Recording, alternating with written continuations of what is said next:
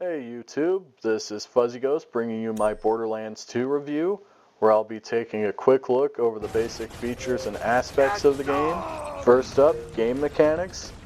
Not a whole lot has changed here. It's still a first-person shooter with RPG elements thrown in.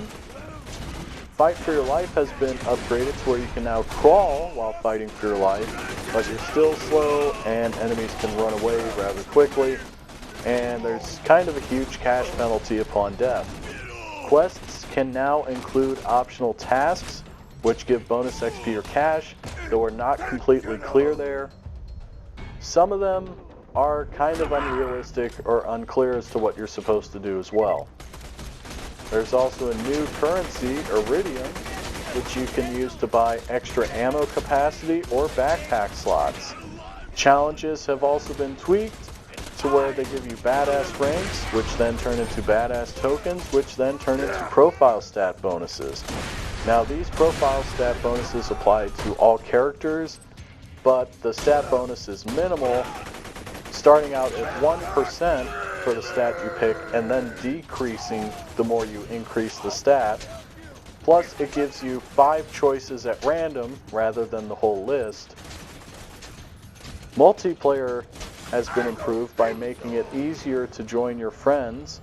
It now lists who among your friends is playing the game at the start menu or at the very intro of the game, what character they're playing, what level character they are, and what quest they're on.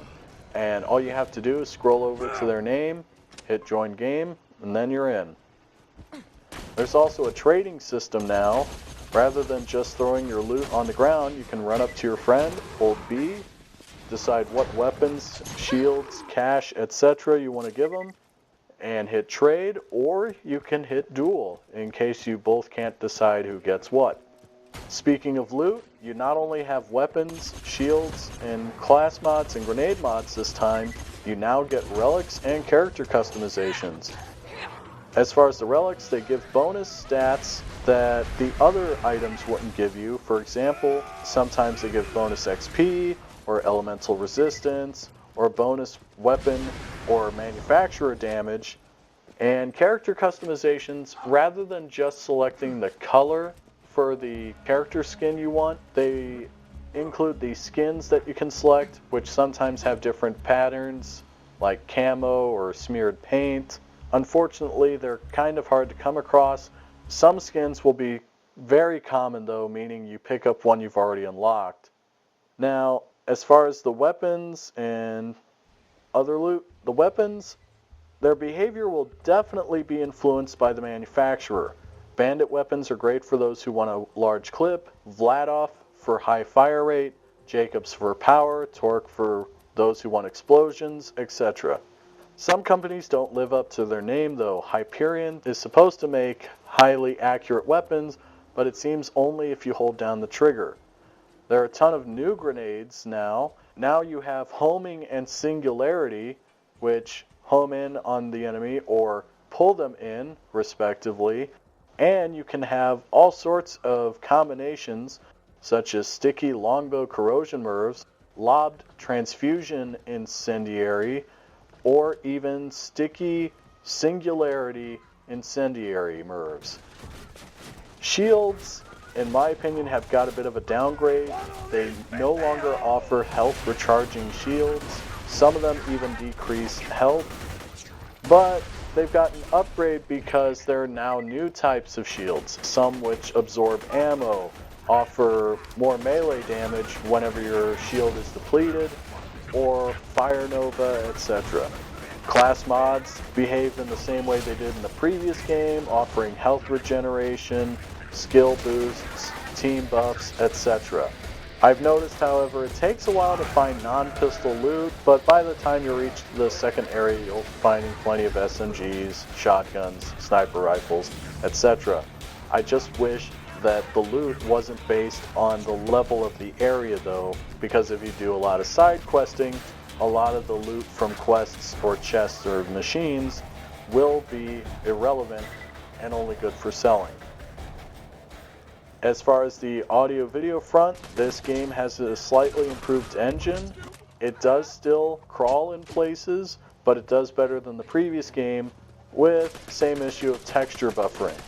Also, the environments are varied. No longer is it just rocks, dirt, and junk. You now have tundras, plains, a couple of cities to explore, all sorts of stuff. This time there's also a story. I honestly didn't need one in the last game. I enjoyed the gameplay a ton, but it does offer some background into the characters you play, the characters from the last game, and the new characters that you run into this game. If I had to say anything else about this game, I would say it's a vast improvement over the original. They've addressed several issues that were a problem in the last game, or just generally provided more than they did in the last one. Oh yeah, almost forgot to talk about the characters in this game. Now, two of them are going to operate the same way a couple of characters from the first game operated. For example, Axton operates pretty much the same way Roland did from the first game.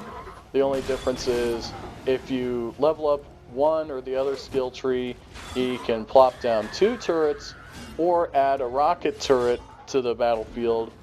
Zero acts kind of like Lilith, where his ability spawns out a copy that people will focus on and completely ignore him. The difference is you can still get hit while in the deception mode, rather than Lilith, who walked in another dimension. Salvador is slightly like Brick.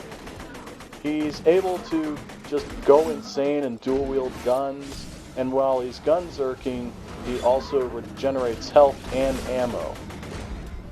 Maya is, for the most part, different from Lilith in the first game. Her special ability allows you to lock one enemy from combat, or if you level up a skill tree enough, it forces them to start attacking other enemies. But some of her skills act the same way that Lilith's did in the first game.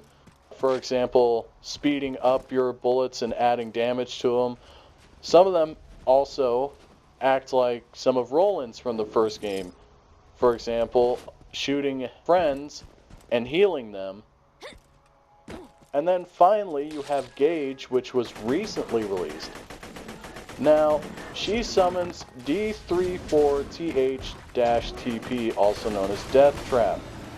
He's pretty much just a giant robot that roams around the map near you and attacks enemies that are nearby. I've also seen him use kind of a lightning attack from the base of his body, but I haven't studied it that much.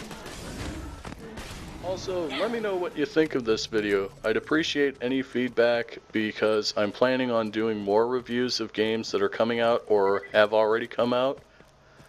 So just give me your opinion, what you'd like to see, and I'll see what I can do.